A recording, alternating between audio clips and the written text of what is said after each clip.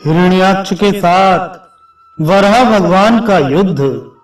मैत्रेय जी कहते हैं, विदुर जी, जब भगवान ने रोष से उस दैत्य का इस प्रकार खूब उपहास और तिरस्कार किया, तब वह पकड़कर खेलाए जाते हुए सर्प के समान क्रोध से तिलमिला उठा।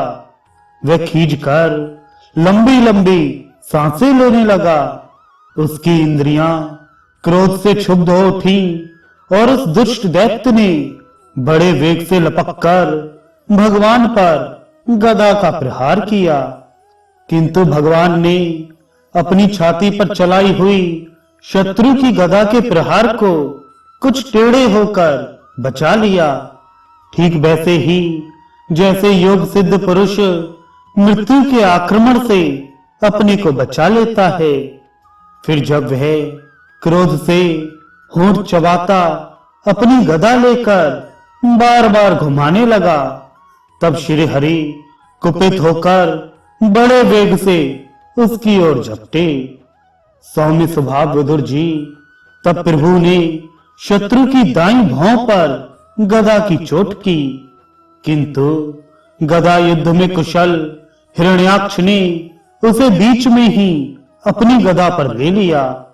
इस प्रकार श्री हरि और हिरण्याक्ष एक दूसरे को जीतने की इच्छा से अत्यंत क्रुद्ध होकर आपस में अपनी भारी गदाओं से प्रहार करने लगे। उस समय उन दोनों में ही जीतने की होड़ लग गई। दोनों के ही अंग गदाओं की चोटों से घायल हो गए थे। अपने अंगों के घावों से बहने वाले रुधिर की गंध से दोनों का ही क्रोध बढ़ रहा था और वे दोनों ही तरह तरह के पैंतरे बदल रहे थे। इस प्रकार गौ के लिए आपस में लड़ने वाले दो सांडों के समान उन दोनों में एक दूसरे को जीतने की इच्छा से बड़ा भयंकर युद्ध हुआ। विदुर जी, जब इस प्रकार हिरण्याक्ष और माया से वराह रूप धारण करने वाले भगवान यज्ञ मूर्ति पृथ्वी के लिए द्वेष बांधकर युद्ध करने लगे, तब उसे देखने के लिए वहां ऋषियों के सहित ब्रह्मा जी आए। वे हजारों ऋषियों से घिरे हुए थे।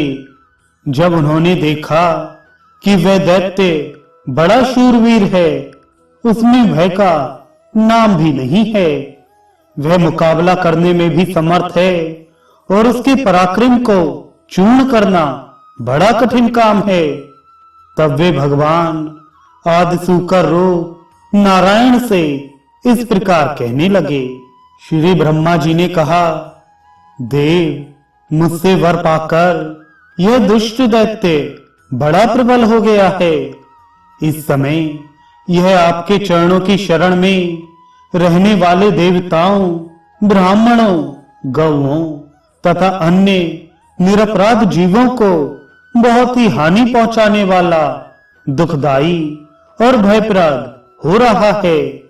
इसकी जोड़ का और कोई योद्धा नहीं है, इसलिए यह महाकंटक अपना मुकाबला करने वाले वीर की खोज में समस्त लोकों में घूम रहा है। यह दुष्ट बड़ा ही मायावी, घमंडी और निरंकुश है। बच्चा जिस प्रकार क्रुद्ध हुए सांप से खेलता है, वैसे ही आप इससे खिलवाड़ ना करें। देव, अच्युत, जब तक यह दारुण दैत्य अपनी बल वृद्धि की वेला को पाकर प्रबल हो, उससे पहले पहले ही आप अपनी योग माया को स्वीकार करके इस पापी को मार डालिए। प्रभु, देखिए, लोकों का संहार करने वाली संध्या की भयंकर बेला आना ही चाहती है। सर्वात्मन, आप उससे पहले ही इस असुर को मारकर देवताओं को विजय प्रदान कीजिए। इस समय अभिजीत नामक मंगलमय मुहूर्त का भी योग आ गया है, अतः अपने सुहृद हम लोगों के कल्याण के लिए शीघ्र ही इस दुर्जय दैत्य से निपट लीजिए। प्रभु, इसकी मृत्यु आपके ही हाथ बधी है। हम लोगों के बड़े भाग्य हैं कि स्वयं ही अपने काल रूप आपके पास ये आ पहुंचा है।